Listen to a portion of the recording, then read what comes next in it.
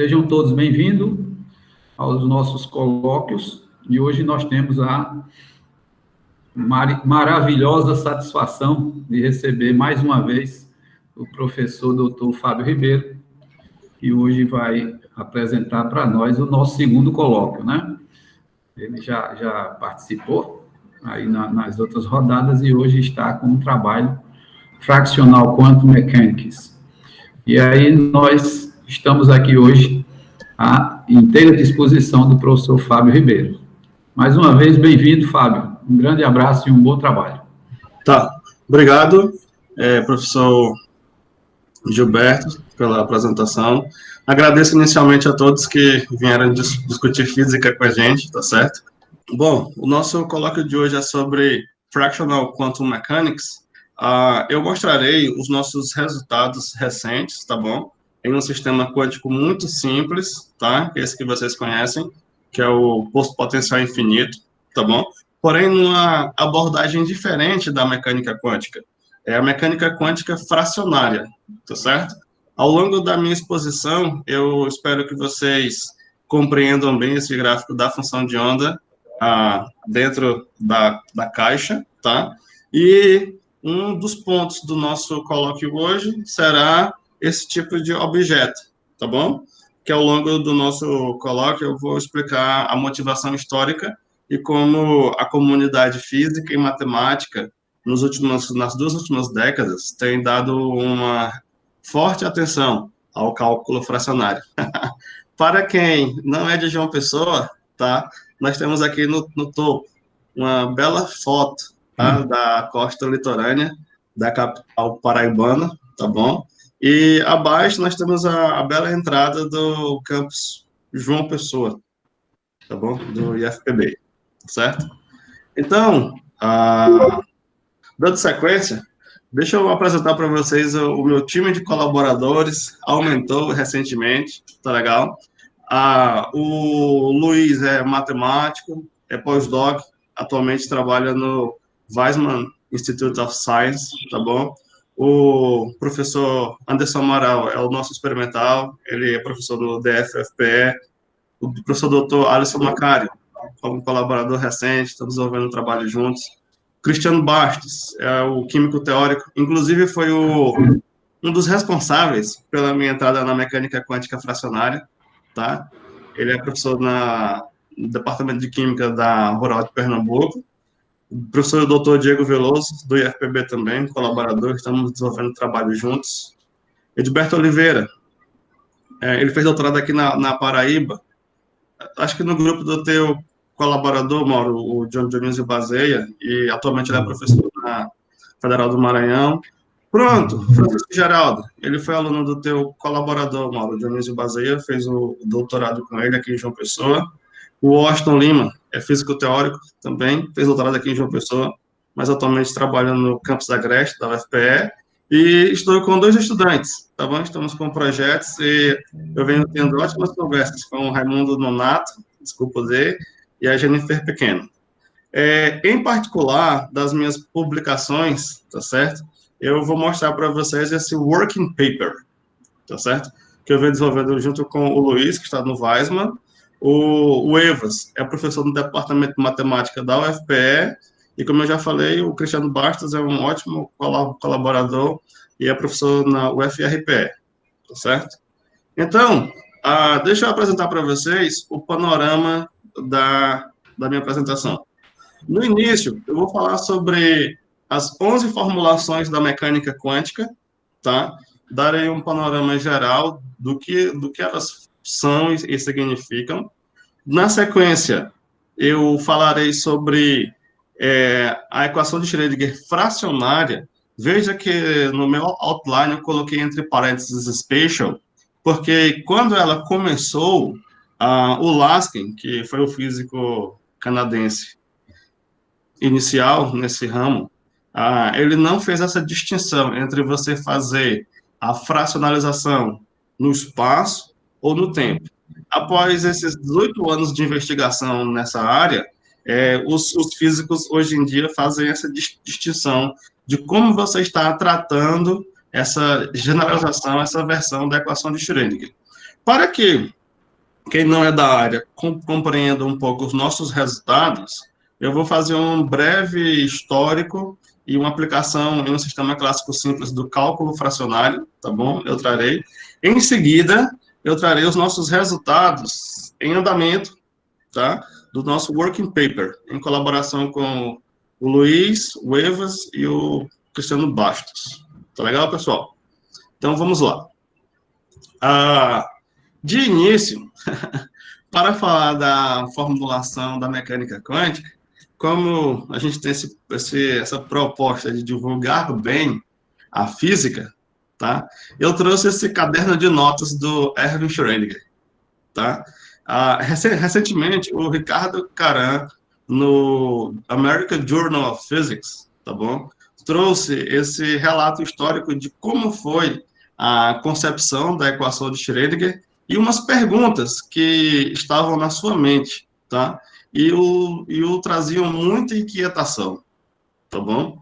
É comum nos cursos de física moderna trazer a equação de Schrödinger pronta, tá? Com a unidade imaginária I, tá legal? Mas nesse caderno de notas do Schrödinger, aqui no topo, ele se pergunta se é possível interpretar fisicamente a equação sem o uso do número complexo, tá? Se vocês tiverem uma curiosidade, quererem perceber melhor esse capítulo muito importante da mecânica quântica, tá bom? Na tentativa do Schrödinger de construir a sua equação, vocês notarão que o Schrödinger queria escrever uma equação sem a unidade imaginária, porque, haja vista, a equação de onda não tem unidade imaginária, é real, tá bom? Então, para ele, foi difícil, foi um choque tentar conceber que deveria existir a unidade imaginária I, tá bom? A generalização da equação dele, nessa unidade imaginária I, por exemplo, na versão fracionária, no tempo, tem causado também muitas inquietações aos físicos que trabalham nesta linha atualmente, tá bom? Então, esse caderno de notas é muito bom para quem está aprendendo pela primeira vez, não receber a equação de Schrödinger como se fosse algo que foi concebido facilmente, mas que ele teve muitos tormentos, tá bom? Com cada termo que constitui essa equação. Em especial, essa unidade imaginária. Ele não a queria inicialmente, tá legal? Nesse artigo do American Journal of Physics, vocês vão ter esse retrato histórico de como foram essas investigações do Schrödinger em 1925 para 26, tá? Então, vamos lá. Inicialmente, vem essa lista enorme de formulações da mecânica quântica. 11 formulações, tá? E por que nós devemos nos preocupar em aprender tantas formulações, ou porque os físicos, matemáticos e a comunidade de interesse na mecânica quântica quer e precisa de tantas formulações para descrever a natureza? Bom, eu quero referenciar um pouco para vocês o seguinte: 2 experimentos marcantes, tá? E as tentativas dos físicos em descrevê-los, tá bom? Vamos lá. De uma maneira cronológica. Antes de tudo, veio o experimento de Young, da fenda dupla, tá bom? E lá nós temos o padrão de difração e interferência de ondas. Depois vem o de Broglie, com a hipótese de ondas de matéria. E nós temos aqui esse experimento muito famoso da fenda dupla, com a interferência de elétrons, um padrão aqui de interferência e difração de elétrons, tá? Mais tarde, no mesmo contexto da mecânica quântica, porém num outro cenário, nós temos o experimento de Davidson e Germer, tá bom? Com a difração de elétrons em cristais, tá? Então, esses experimentos traziam muitas inquietações e também confirmações de ideias, mas não ideias quantificadas. Por exemplo, em um seminário do de Broglie, ele falou nessa possibilidade de existirem ondas de matéria. O Debye o questionou sobre qual seria a equação dessa onda, devido à não muita habilidade do de Broglie com a matemática, ele não trouxe uma resposta satisfatória, e quem trouxe essa resposta satisfatória foi o Schrödinger, com a sua formulação da mecânica quântica ondulatória. Então, eu trouxe em ordem, não tão cronológica, mas em ordem como é feita, de certo modo, a disseminação das 11 formulações da mecânica quântica, tá bom? As três primeiras são muito, as duas primeiras são muito ensinadas, tá bom? Que é a de Heisenberg e a de Schrödinger, que nos livros chamam-se de Picture de Heisenberg e Picture de Schrödinger, tá bom? Desculpe o misprint aqui no nome do Heisenberg, tá certo? A de Feynman, ela já é mais compartilhada nos cursos de pós-graduação, tá bom?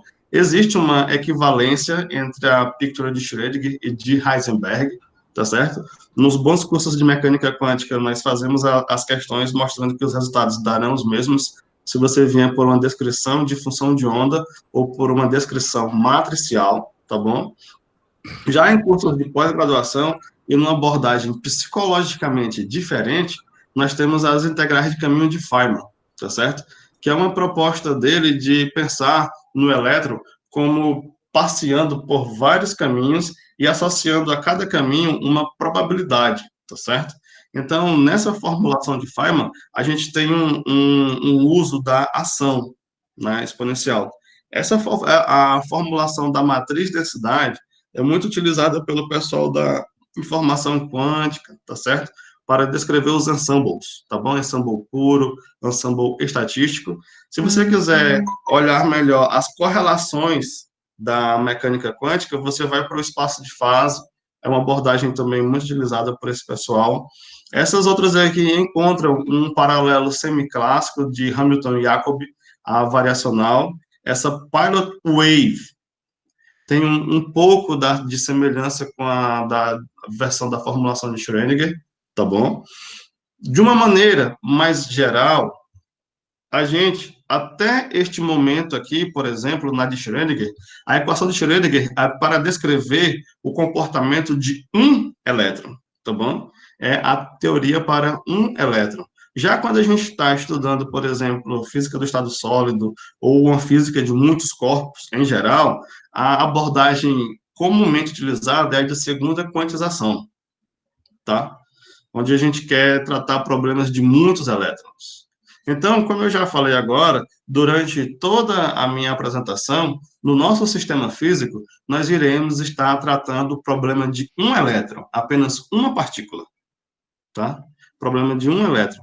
Até boa parte da minha apresentação, exceto nas nossas perspectivas. Essa versão estocástica é uma versão que tem sido atraído atenção ultimamente, mas não está tão em voga quanto essa que eu quero apresentar para vocês, que é a versão fracional da equação de Schrödinger, tá? Eu quero trazer para vocês um paralelo dessa versão fracionária com o mundo real, com a descrição de sistemas físicos, tá certo? Porque durante muito tempo o cálculo fracionário não ganhou a mesma disseminação que o cálculo de ordem inteira, tá?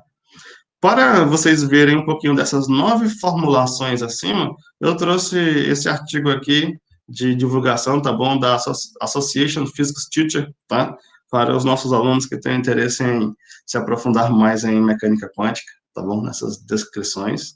E vamos dar sequência com a seguinte parte, tá, da equação de Schrödinger, onde eu trago essa palavra aqui, o seu grande trabalho, tá?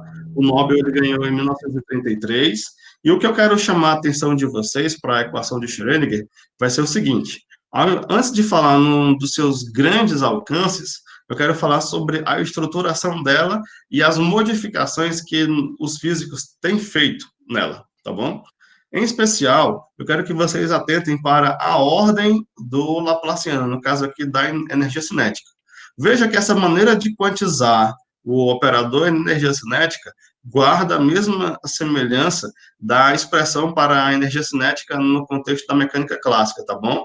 P elevado a 2, tá certo? Aqui, a descrição espacial na equação de Schrödinger tem um expoente inteiro, tá? Da mesma forma, a parte temporal da equação de Schrödinger, a evolução temporal da função de onda na equação de Schrödinger é feita de uma forma inteira. O expoente aqui não aparece, está invisível, é 1, tá bom? E algo que atormenta muito a gente, Wanted Dead or Alive, é o gato de Schrödinger, tá certo? Então, existem livros, bons livros sobre a equação de Schrödinger, que traz esses os dois maiores trabalhos da vida do Erwin, tá legal? E, novamente, eu chamo a atenção para a estrutura da equação de Schrödinger, tá certo? Novamente, esse I que eu falei para vocês, que deu um certo trabalho para ele conciliá-lo nesta equação de função de onda, tá? Porque até então a equação de onda, a propagação de onda eram reais. Aqui a gente tem um número complexo. Na quantização, na fracionalização do tempo, essa unidade imaginária também acarreta alguns problemas. Para a gente, nessa nossa primeira abordagem, como nós faremos a fracionalização no espaço, essa unidade imaginária não trará nenhum problema, tá? E para os estudantes que estão me ouvindo, esse livro aqui é uma gentil introdução à equação de Schrödinger, seus desdobramentos e sistemas que ele resolve.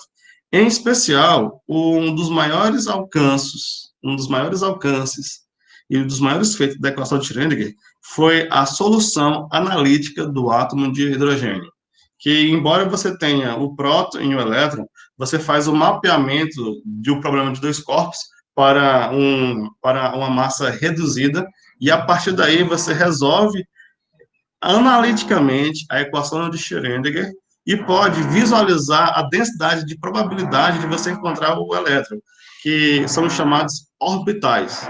Então, este aqui foi um dos grandes feitos da equação de Schrödinger, e por isso que, desde 1925, 26, quando ele a trouxe para a categoria de físicos, ela tem ganhado tanta atenção e tem tido tantos desdobramentos, tá? Os estudantes que me escutam, em todo treinamento de físico, seja físico ou para professor de física, é importante resolver analiticamente o átomo de hidrogênio. Faz parte da formação de qualquer físico ou professor de física resolver analiticamente o átomo de hidrogênio, tá? Na sequência, eu quero falar um pouquinho agora sobre como a gente pode olhar a equação de Schrödinger com uma perspectiva estatística, tá certo? Dos processos que a equação de Schrödinger descreve. E como a mecânica quântica fracionária faz a sua generalização. Essas duas palavras são muito comuns aos físicos. Brownian walk, tá bom? Movimento browniano, caminhada browniana e voos de Levi, tá certo? Eu quero dizer que, da maneira como a equação de Schrödinger está escrita desta forma, com essa ordem de variação espacial e com esta ordem de variação temporal, você pode fazer um mapeamento desta equação de tal forma que você caia na equação de difusão, tá legal? E, com isso, você descreva os processos brownianos, tá bom? Você vai contemplar distribuições gaussianas, tá? Desta maneira, como a equação de Schrödinger está escrita, está embutido na equação, esta equação, desta forma, carrega consigo, tá, uma descrição estatística de movimento browniano, distribuição gaussiana. Ao longo da nossa conversa, a gente vai traduzir essa ideia de movimento browniano, tá, que tem esse cartoon aqui, e eu trago esse gift, tá certo? Porque o movimento browniano foi um outro capítulo muito importante da física, tá? Onde um físico da envergadura do Einstein o usou para comprovar a existência do átomo, tá? Para a gente, hoje em dia, é muito simples falar isso e compreender com as frases prontas que nós recebemos nos nossos cursos, tá? Mas em 1905, naquela época, início do século XX, eram problemas em aberto e não se entendia muito bem isso, tá bom? Então, a equação de Schrödinger, dentro dela, carrega consigo essa estrutura gaussiana naquela formatação e para a gente falar em distribuição gaussiana, movimento browniano, vai ser dizer que o alfa é igual a 2. E esse alfa igual a 2, para a gente, vai ser este 2 aqui. Certo? O alfa igual a 2, movimento browniano, distribuição gaussiana, será regido por esse expoente aqui. Alfa igual a 2. Então, eu serei repetitivo porque eu quero me fazer muito bem compreendido por vocês, como que a gente vai estar, como que o Laskin fez a fracionalização espacial da equação de Schrödinger, tá bom? E como nós faremos a generalização do que o Laskin fez. Tá legal? Então, olhar para esse 2 no Laplaciano, para a gente agora, não vai ser mais apenas escrevê-lo em coordenadas cartesianas, não, certo? Nós daremos um olhar físico, a deep understanding, nós daremos um olhar físico profundo para dizer que este 2 da variação espacial da função de onda está associado com o movimento browniano e distribuição gaussiana. Tá legal? O que o Laskin fez foi, se eu sair deste 2 e fizê-lo ficar entre 1 e 2, se este alfa agora, ficar maior do que 1 e menor ou igual a 2. Essa restrição matemática e estatística é muito importante, tá bom? Porque isso vai estar associado ao processo de quantização, tá bom? Como que você vai pegar a integral de trajetória de Feynman, que usualmente descreve processos brownianos, e você vai mexer no expoente alfa, vai fazê-lo ficar maior do que 1 e menor ou igual a 2, e vai começar a descrever processos de Lévy. Tá legal? Ou seja, esse alfa igual a 1 não está contemplado na descrição fracionária do Laskin, porque ele é conhecido como a chamada distribuição de Cauchy. Nas contas do Laskin e desdobramentos posteriores, os físicos, ele tanto já excluiu o alfa igual a 1, como outros físicos perceberam que algumas generalizações do Laskin não estavam bem postas. As devidas correções foram feitas. Então, agora, eu vou apresentar para vocês o que o Laskin fez para alfa maior do que 1, menor ou igual a 2. Repito, entre 1 e 2, ele descreveu processos de Lévy, e alfa igual a 2 já era conhecido do Schrödinger, do Feynman, que é o movimento browniano. Isso daqui que vocês estão vendo é uma função de densidade de probabilidade, tá bom? Da maneira como os estatísticos veem, tá? E aqui é um GIF para mostrar como partículas movimentam uma maior, que é uma ilustração do movimento browniano. Essa ideia do Laskin de escrever a versão fracionária da equação de Schrödinger começou em 2002, tá? No texto dele, naquela época, ele não utilizou o adjetivo espacial, tá? Mas eu quero deixar claro para vocês que observem a fracionalização feita nas variações espaciais da propagação, tá bom? Da função de onda. A variação temporal está intacta, tá? Então, mais à frente, foi colocado nesta frase o adjetivo spatial, para deixar bem claro onde você está fracionalizando, se é no espaço ou no tempo, porque as consequências serão distintas, tá bom? Você vai contemplar outros processos, tá? Em especial, fazer um pouco dessa distinção entre o sistema quântico aberto e fechado. Ao longo dos anos, vários desdobramentos dessas investigações iniciais foram feitas. O Laskin, não há muito tempo, escreveu este livro, tá? E eu espero que para os estudantes tenha ficado clara essa artezinha do livro dele, tá bom? Porque toda essa mecânica quântica fracionária é para processos do tipo Levi, onde o alfa é maior do que 1 e menor ou igual a 2. Nessa linguagem da física estatística, os processos de Levi são um lado da generalização dos processos brownianos, tá certo? Então, dando sequência, como eu falei, o Laskin, nas suas derivações, ele cometeu alguns equívocos, tá bom? Outros físicos perceberam, escreveram comments, e isso tem atraído a comunidade física, tá bom? Que tem esse gosto por mecânica quântica e os seus desdobramentos, tá? Eu trouxe esse comment aqui do Vey, muito bacana. Aqui você vai ter toda uma revisão de literatura legal, e trago a ênfase feita em como a gente trata, tá bom? O operador energia cinética, a relação energia-momento, na fracionalização espacial da mecânica quântica, tá? Quando a gente escreve isso daqui no espaço das configurações, aparece o Laplaciano, e, novamente, esta restrição que eu aponto para vocês é muito importante. Tudo que o Laskin fez e outros investigadores têm feito, em especial o pessoal da Unicamp, o pessoal do IME na Unicamp, eles têm escrito muitas dissertações e teses sobre cálculo fracionário e utilizando aplicações na mecânica quântica. Todos os seus resultados são para este intervalo de alfa, tá? Todos os resultados deles são para esse intervalo de alfa. Inclusive, algumas aplicações em sistema da matéria condensada, alguns problemas bem idealizados, tipo cristal de Levi, ou então condensação de Bose-Einstein com dissipação, esse tipo de fenômeno.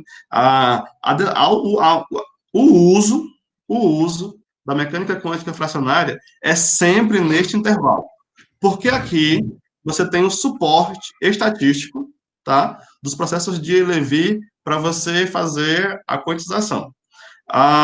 Outro ponto que eu quero chamar a atenção de vocês é justamente para essa análise dimensional, tá? Embora na mecânica quântica fracionária você fique com termos da física sem aquela unidade padrão, quando você desenvolve as contas e chega no seu observável, a análise dimensional bate, tá certo? Então, embora durante o processo de fracionalização você não identifique a dimensão daquela grandeza física padrão, quando você calcula o seu observável, no final, a análise dimensional torna-se consistente.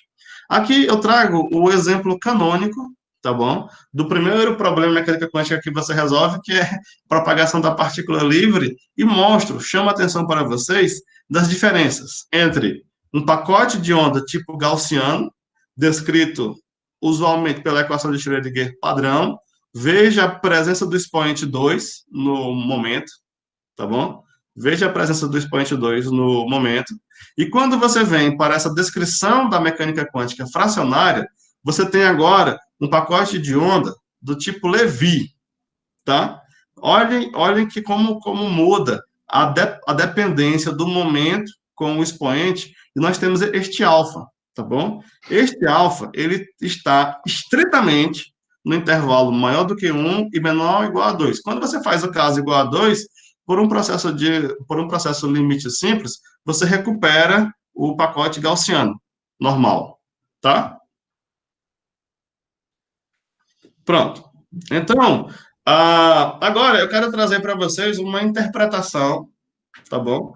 Do que seria a mecânica quântica fracionária, como nós poderíamos enxergá-la no mundo real, se existe uma conexão, ou, mais na frente, como eu vou falar para vocês, porque o cálculo fracionário, mesmo sendo tão antigo e tendo uma origem próxima do cálculo de ordem inteira, não ficou tanto em uso ao longo dos séculos.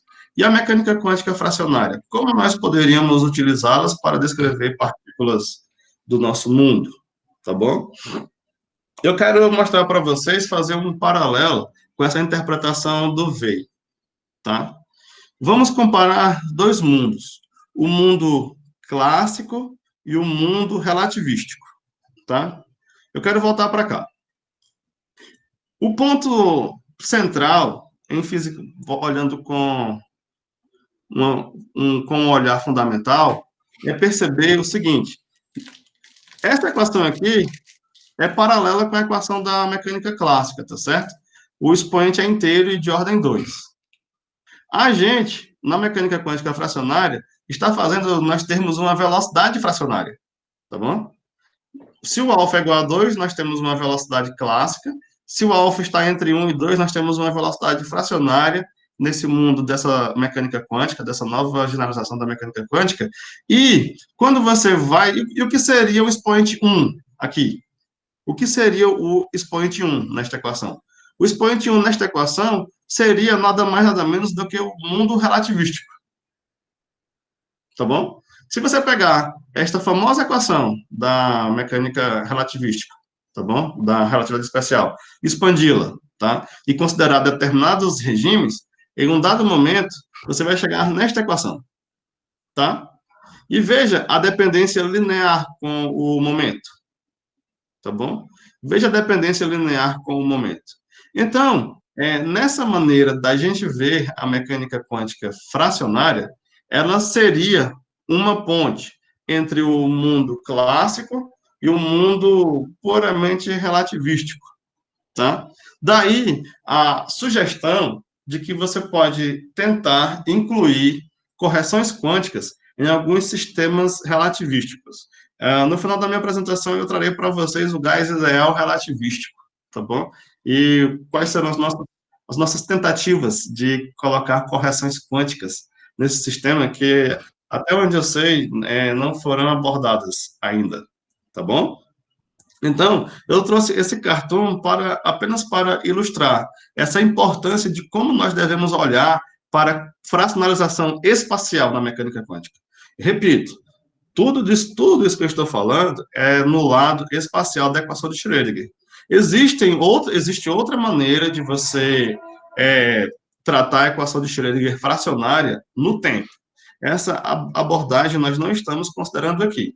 Da mesma forma que existem outros resultados, tá bom? Existem outros trabalhos que procuram fazer a fracionalização nos dois lados, tanto no lado espacial quanto no lado temporal, tá certo? Quem quiser discutir comigo no final, eu posso falar mais sobre essas outras abordagens, tá bom? Mas, por enquanto, aqui, nós ficaremos apenas com a fracionalização no espaço. E nós temos essa boa interpretação, tá bom? De como a gente faz com a energia cinética fracionária, e essa passagem do expoente alfa de 2 para 1. 2 é o mundo puramente clássico, 1 é o mundo puramente relativístico, e entre dois números inteiros da matemática, o conjunto dos reais é denso, nós temos os números racionais. Então, nós vamos ter números fracionários aqui, tá bom? E é neste mundo aqui que nós vamos trazer os nossos resultados, tá? Pronto. Isso foi uma parte um aperitivo sobre a mecânica quântica fracionária espacial. Agora, eu quero trazer para vocês a utilização do cálculo fracionário, tá bom? Eu trago logo este objeto, tá certo? Esta pergunta não é nova, tá legal? Na verdade, ela data da origem do cálculo de ordem inteira. Essa vai ser a distinção que nós faremos no nosso colóquio, tá? Entre o cálculo padrão, diferencial integral, que nós aprendemos em todos os cursos. A partir de agora, nós o chamaremos de cálculo de ordem inteira. E este cálculo fracionário, tá bom? Então, este objeto com números inteiros aqui, nós sabemos derivar muito bem, tá? E sabemos, por exemplo, que ele tem uma interpretação geométrica ótima e também está associado com taxas de variação. Daí, o seu bom casamento com a física para a descrição de movimentos e por aí vai, outros fenômenos físicos. Já este objeto aqui, onde eu tenho uma derivada fracionária, o que ele significa, como eu posso usá-lo? Ele também pode ter a mesma interpretação geométrica do cálculo de ordem inteira, tá? Ele está associado a variações, como que ele pode ser feito? Existem várias questões de ordem matemática que foram feitas entre cartas do L'Hopital, do Leibniz, essa boa galera que desenvolveu o cálculo de ordem inteira, que tentaram, nesse início, desenvolver o cálculo fracionário. Porém, como, por exemplo, ele não tem aquela mesma interpretação geométrica do cálculo de ordem inteira, então, várias dificuldades apareceram ao longo da sua criação. E ainda hoje, isso se manifesta entre os matemáticos. Porque, por exemplo, nós não temos apenas uma definição para uma derivada fracionária. Existem várias definições para derivadas fracionárias de ordem arbitrária, tá bom? Nesta tabela, eu trago algumas usadas, tá? Aí você pode falar assim e me questionar, Fábio, e como que os físicos devem utilizar uma ferramenta matemática que cada caso é um caso? Como você pode diferenciar o que é descrição física, resultado físico de um achado apenas matemático, sem realidade física? Bom, é aí onde está o desafio dos processos descritos com o cálculo fracionário e até onde você vai ter física naquela descrição e onde você não vai ter, tá bom? Por exemplo, essa definição de derivada fracionária de Caputo, tá bom? Está sendo bastante utilizada para descrever processos dissipativos em contextos clássicos, tá? Para a gente, nós vamos utilizar uma descrição de Reis, tá? Ela guarda uma boa semelhança com a transformada de Fourier. Daí, para a mecânica quântica, ela fica melhor, porque na mecânica quântica, nós sempre queremos sair do espaço das configurações para o espaço dos momentos, ir e voltar. Então, a maneira como o Reis definiu a derivada fracionária dele é mais adequada para o domínio da mecânica quântica. Eu trago aqui para vocês, já nessa parte, algumas dos contrastes entre o cálculo de ordem inteira e o cálculo de ordem fracionária. Por exemplo, no cálculo de ordem inteira, tá certo? Se nós pegarmos a função linear e fizermos a derivada d dx, isso aqui vai dar 1, e como consequência, se nós derivarmos de novo, a derivada da constante é 0. Essas são as nossas propriedades no cálculo de ordem inteira. Eu adianto que, infelizmente, essa mesma visão não ocorre no cálculo fracionário. Essa mesma visão não ocorre no cálculo fracionário. Então, por exemplo, a derivada de uma constante não é zero, tá? E a derivada da função polinomial mais simples possível, a linear, se você muda a ordem da derivada, o comportamento dela fica diferente. Veja o contraste entre os comportamentos na derivada fracionária quando eu mudo a ordem desta derivada, tá? Ok? Aqui seria o nosso caso convencional, alfa igual a 1, a ordem inteira, d dx de x fica 1, tá certo? E aqui eu estou utilizando uma formulação de Greenan-Liouville, tá? Para fazer essa derivação, ok? Veja como a resposta é diferente, tá? Aí você pode me perguntar, Fábio, então, qual é o interesse físico de um objeto matemático, ainda com várias distinções na sua definição, os físicos gostam muito de interpretação geométrica, tá? E você não tem muito isso aqui. Como fazer isso? Olha, o cálculo fracionário tem apresentado uma descrição razoável de fenômenos físicos fora daquele regime de controle.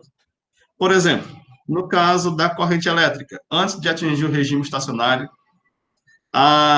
por exemplo, em sistemas acadêmicos, tá? No circuito RC, no circuito RL, ou então saindo do eletromagnetismo, vindo para a mecânica clássica. O cálculo fracionário tem dado descrições razoáveis de fenômenos dissipativos, tá? O oscilador harmônico dissipativo, tá? Logo no início do movimento. antes de você atingir qualquer regime estacionário, onde tudo fica bem comportado, e nós já conhecemos bem a descrição via cálculo de ordem inteira. E, numa sequência lógica de raciocínio, já que a descrição é nesse regime mais turbulento, caótico, tá? Que foi justamente aí, em sistemas caóticos, onde alguns pesquisadores verificaram que, utilizando o cálculo fracionário, você pode extrair melhores informações nesse regime do sistema. No caos, existem vários resultados por meio do cálculo fracionário, tá? Que encontram bom acordo com algumas outras abordagens, em especial alguns experimentos, tá legal? Eu quero trazer para vocês agora uma aplicação em um sistema muito simples do circuito RC, mostrando como que, desculpa o título, tá? Eu peguei os slides aqui de uma outra apresentação, mostrando como que é o comportamento da tensão nas placas do capacitor, tá bom? Capacitor plano de placas paralelas, como que é o comportamento da tensão quando nós utilizamos a abordagem do cálculo fracionário, tá? Frente à descrição no cálculo de ordem inteira, que é esse alfa igual a 1. Aqui é a equação oriunda de uma aplicação usual da lei das malhas de Kirchhoff. Tal é a quantidade de tempo característica, que é R vezes C, tá bom? E a fracionalização é feita nela, tá? Veja que esse tipo de cálculo fracionário é feito no tempo, tá bom? É feito no tempo. Nessa descrição do cálculo fracionário, uma importante consequência é para tratar os efeitos de memória, quando você faz a descrição da fracionalização no tempo. Embora você tenha esses comportamentos distintos de alfa, tá legal? 1/2, 3/4 e 5/2 para a tensão nas placas do capacitor, quando você está em tempos muito baixos, tá bom? Isso daqui vai descrever processos mais reais, tá bom? Como está sendo o processo de eletrização, como está sendo o processo de carga do capacitor, ao invés dessa situação mais idealizada, quando nós utilizamos o cálculo de ordem inteira.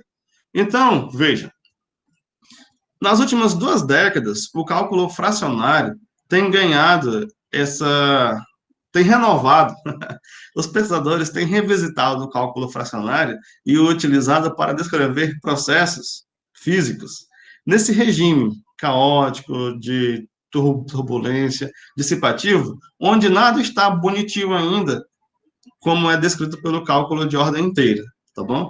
Então, essas idealizações iniciais de sistemas reais podem ser capturadas ou melhor descritas pelo cálculo fracionário, tá bom? Então, saindo agora do mundo clássico e desse passeio histórico pelo cálculo fracionário, eu quero trazer para vocês o nosso artigo em trabalho, tá?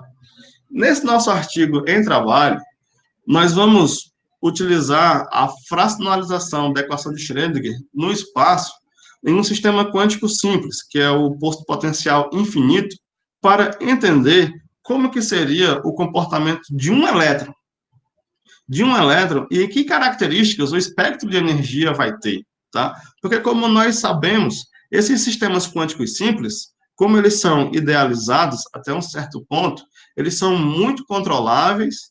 A física que eles exibem é uma física clara, desde que nós manipulemos a matemática corretamente, tá bom? E, por meio deles, nós podemos começar a ter insights, tá? A ter uma ideia de como abordar sistemas mais reais, tá bom? Então, ao longo da minha apresentação, eu espero que vocês compreendam essa mudança na função de onda de um poço. Aqui eu tenho um elétron dentro de uma barreira infinita, de um poço infinito, tá bom? De uma barreira infinita, tá?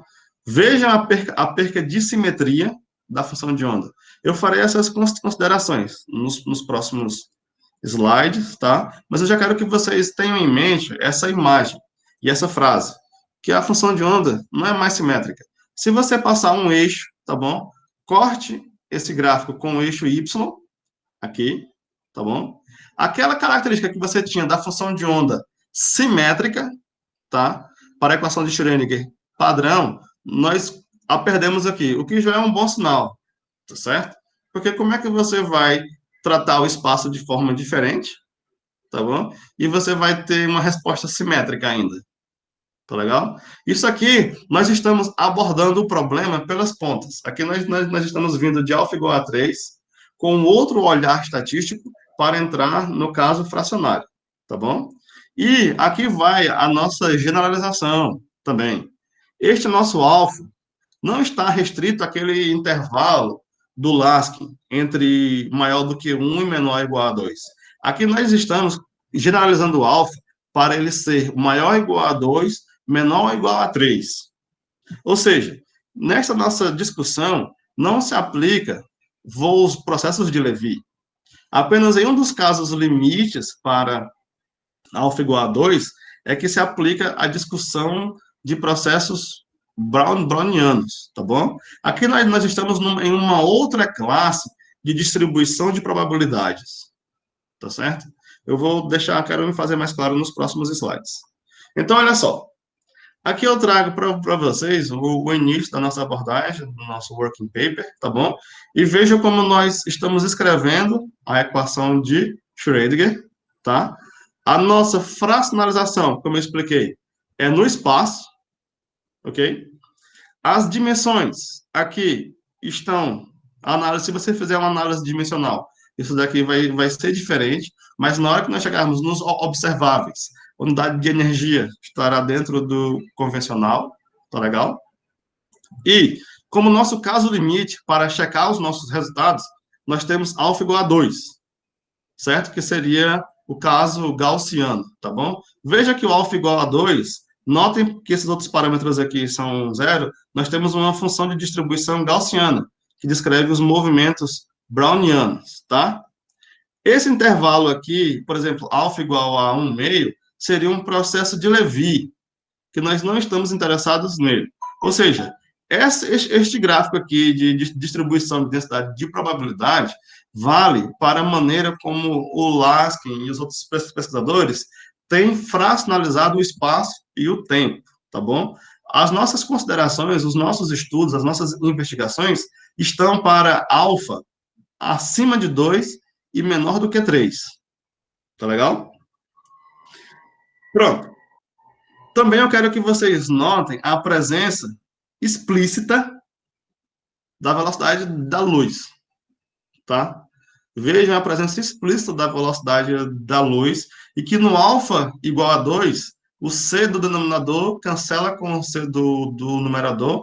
Então, nós estamos na mecânica quântica padrão, o movimento browniano. Eu estou sendo repetitivo porque essa vai ser a nossa principal mensagem até aqui dos nossos estudos e das nossas generalizações. Quando a gente estiver em alfa igual a 3, por exemplo, vai sobrar um C, tá bom? Alfa igual a 3. Este C vai embora com o C, mas ficará um C, porque aqui ficará C ao cubo. Então, isso aqui já vai marcar, por exemplo, traços relativísticos, tá bom? Isso aqui já vai marcar traços relativísticos no nosso espectro, tá? Com isso, veja, nós sabemos que uma mecânica quântica relativística está muito bem construída com a equação de Dirac, tá? E existiram outras tentativas de fazer correções relativísticas da equação de Schrödinger. Por exemplo, Pauli e outras pessoas, Clay Gordon também foi uma tentativa de fazer uma correção relativística. Aqueles problemas que eles tiveram com conservação da norma, densidade de probabilidade, essas coisas, com a fracionalização, nós damos uma interpretação clara para isso. Tá legal? Então, na sequência, eu trago para vocês um contraste, tá? Entre nesse sistema quântico muito simples, isso daqui, digamos assim, que é um cartoon muito comum à memória de todo físico e professor de física, tá? É um sistema que todo aluno de física vai resolvê-lo, vai entendê-lo perfeitamente, porque ele carrega uma física muito cristalina, tá? E com ele nós aprendemos bastante. Permitam-me visitar a memória de vocês nesse sistema muito básico e suas consequências. O poço de potencial é infinito, então eu tenho apenas um elétron nesse sistema. Como aqui o potencial é infinito, ele não vai poder atravessar, tá certo? é zero a chance de eu encontrar o elétron depois de L e antes de x igual a zero, tá? Dentro da barreira, o potencial é nulo, e dependendo da energia que este único elétron tiver, nós veremos a sua função de onda ter este comportamento, tá? E eu quero que vocês tracem um eixo imaginário, tá? Cortando o poço, ok? E notem que a função de onda, se vocês fizerem uma análise de simetria, vocês perceberão que uma reflexão espacial, se eu fizer x em menos x, tá certo? Vai ser, por exemplo, preservado aqui no estado fundamental, tá? No estado fundamental, eu faço x e menos x e preservo esta simetria. O que é contemplado com aquele expoente 2, tá? Da equação de Schrödinger padrão. Se você fizer x e em menos x, na equação de Schrödinger canônica, esse aspecto simétrico é evidenciado nele, tá bom? Então, o estado fundamental já vai trazer isto aqui. Quando nós fracionalizarmos o espaço, já no estado fundamental do nosso sistema, nós vamos perder essa simetria, tá? Já é uma das primeiras implicações, ok? Outra implicação que também nós teremos será na distribuição dos níveis de energia, tá?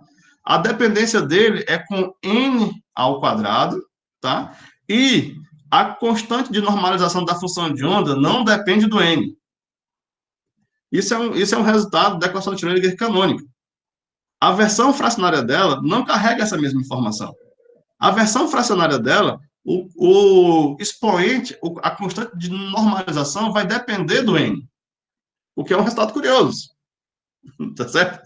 O que é um resultado curioso, tá? Então, nós temos essas implicações físicas importantes.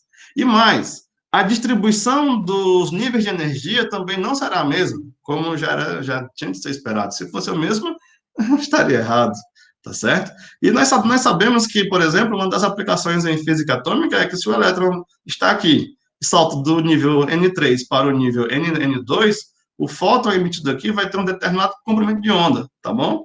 Isso, por exemplo, vai descrever um tipo de processo, algum tipo de efeito Stark, Zeeman, conforme você perturbar o seu sistema. No nosso caso, nós estamos observando uma distribuição diferente dos níveis de energia.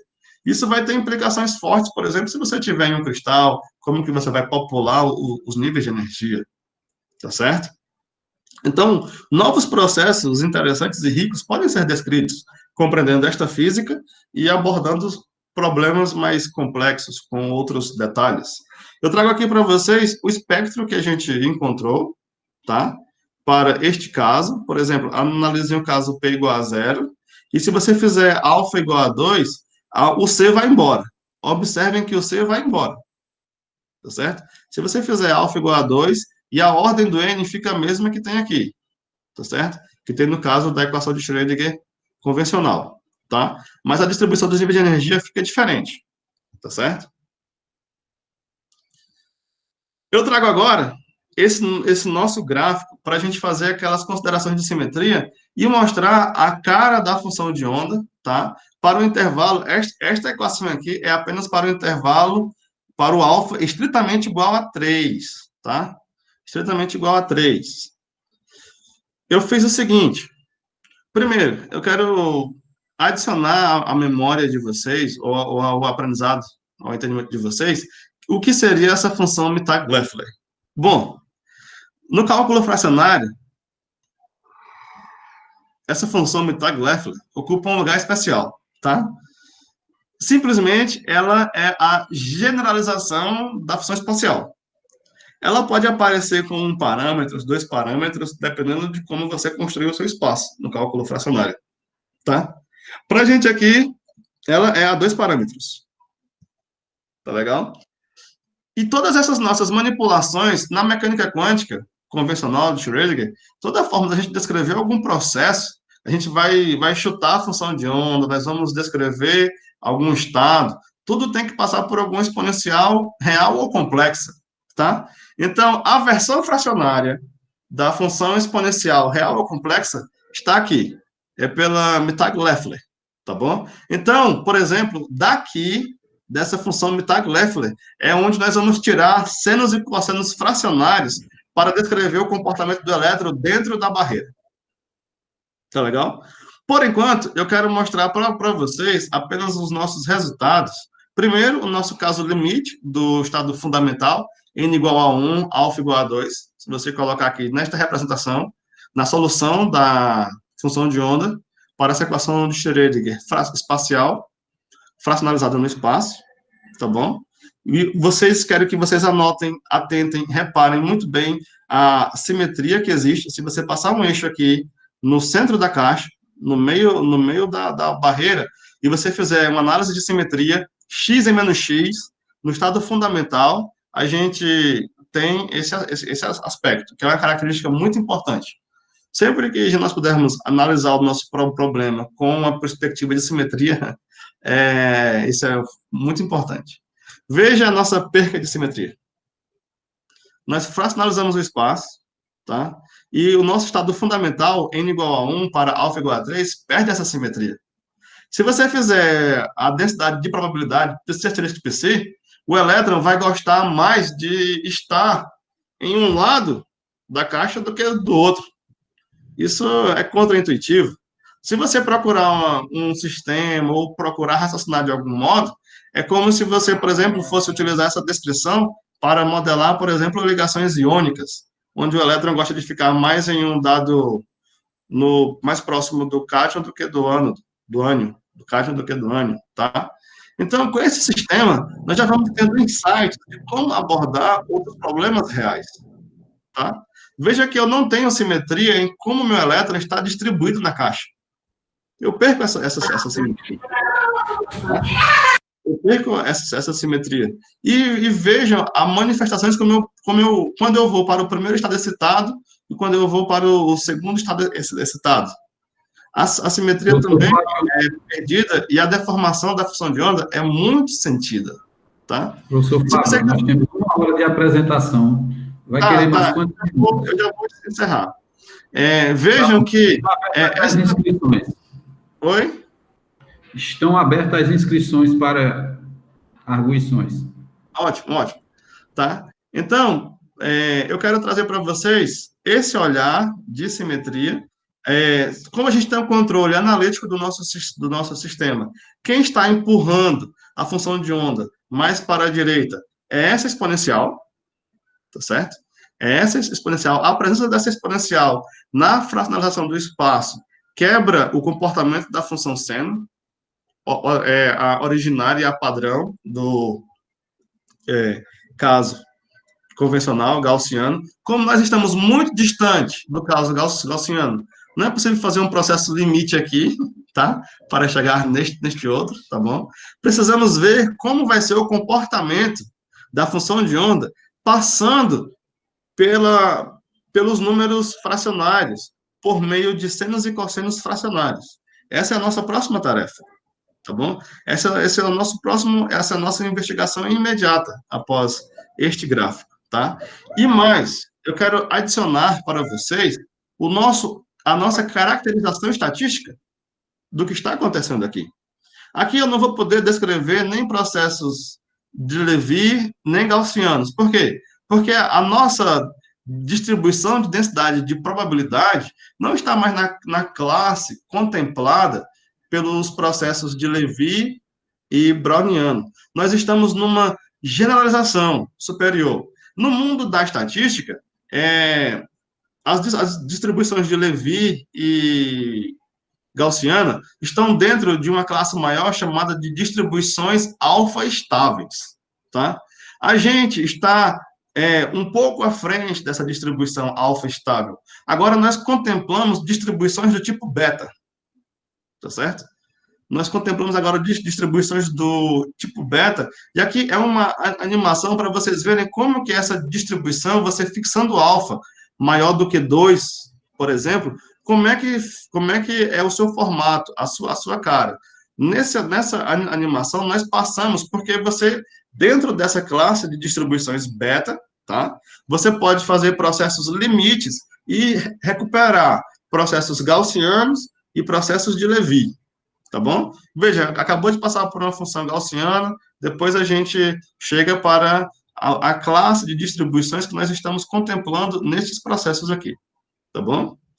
Ah, também eu quero dizer que a maneira como os níveis de energia estão distribuídos mudam, tá? E este C, agora, depende do número quântico principal, tá? O C depende agora do número quântico principal, que é um resultado muito curioso, tá bom? Então, para concluir a minha apresentação e falar do nosso próximo desafio, na verdade, em andamento, nosso desafio em andamento, enquanto vocês, por gentileza, acompanham o que eu coloquei como as minhas conclusões, em especial que nós estamos nesse intervalo, generalizando o que o Laskin fez, e os nossos resultados estão em bom acordo com o caso gaussiano, a nosso próximo desafio, tá bom? Vai ser abordar um problema antigo, tá? Com correções quânticas. Nós queremos examinar as correções quânticas no gás ideal relativístico, tá bom? Esta figura é muito comum à memória dos estudantes que já chegaram em Física 2, tá bom? Essa é uma distribuição de Maxwell-Boltzmann das velocidades e a sua deformação com a temperatura. Veja que aqui nós temos processos gaussianos, tá bom? Esses processos aqui são gaussianos, tá? No início do século XX, mais precisamente em 1911, o Junter se perguntou como que seriam as correções relativísticas desse tipo de distribuição. Ou seja, se eu tiver, ao invés de um gás ideal clássico, eu tiver um gás ideal relativístico, como que seria essa distribuição de probabilidades? Tá bom? Como que seria essa distribuição de probabilidades? Aqui eu trago para vocês uma versão log-log da distribuição de probabilidades do Jutter, na generalização que ele fez, na generalização relativística de Maxwell-Boltzmann, onde ele compara as duas energias. Eu vou comparar a energia térmica, tá bom? Com a energia puramente relativística, para eu ver em que regime cada uma das duas energias vai dominar. Nesta parte aqui, eu tenho apenas o gás ideal clássico, com flutuações unicamente térmicas, tá? Energia puramente térmica. Aqui eu já vou começar a ter as correções relativísticas do gás, tá bom? Embora essas investigações do Jutter datem de 1911, a sua versão aplicada tem sido analisada recentemente, porque esse tipo de distribuição é o que vai governar, por exemplo, um gás de plasmas, o ambiente relativístico, fora essa escala mais astronômica, em altas escalas de energia, tá bom? E uma das grandes dificuldades físicas é porque nessa escala de energia, você já vai ter processo de criação e aniquilação de partículas, tá bom? Nessa escala de energia, por exemplo, na ordem do MeV. Então, quando você vem para descrever sistemas relativísticos e procurar examinar bem a física disto aqui, você tem que tratar com essas características físicas do seu sistema, criação e aniquilação de partículas. O pessoal da cosmologia, para descrever algumas partículas baryons, outras hadrons, essas categorias de partículas, tem utilizado a distribuição de Maxwell-Jutter, tá? Então, Fábio, como que vocês estão enxergando as correções relativísticas, ou as correções quânticas? Lembrem da minha fala inicial que a mecânica quântica fracionária faz essa ponte entre a mecânica clássica e a mecânica relativística. Eu trouxe aqui para vocês uma análise do Livatiotis sobre a redução dimensional no comparativo da distribuição de Maxwell-Jutter e de Maxwell-Boltzmann, tá bom? E a mudança energética, tá bom? Aqui eu tenho uma mudança severa na escala de energia, tá? Observe a mudança severa na escala de energia, tá? Energia cinética, nós podemos pensar assim, tá bom? Vejam o comportamento. E no nosso olhar estatístico, para essa generalização de alfa entre 2 e 3, com essa distribuição beta, tá? as nossas investigações têm evidenciado que a gente pode fornecer respostas sobre uma possível correção quântica para um gás ideal relativístico, tá certo? É o nosso próximo grande desafio, com uma perspectiva desse nosso trabalho, tá certo? Pessoal, agradeço a atenção de vocês e vamos para uma das melhores partes das perguntas agora. Muito obrigado.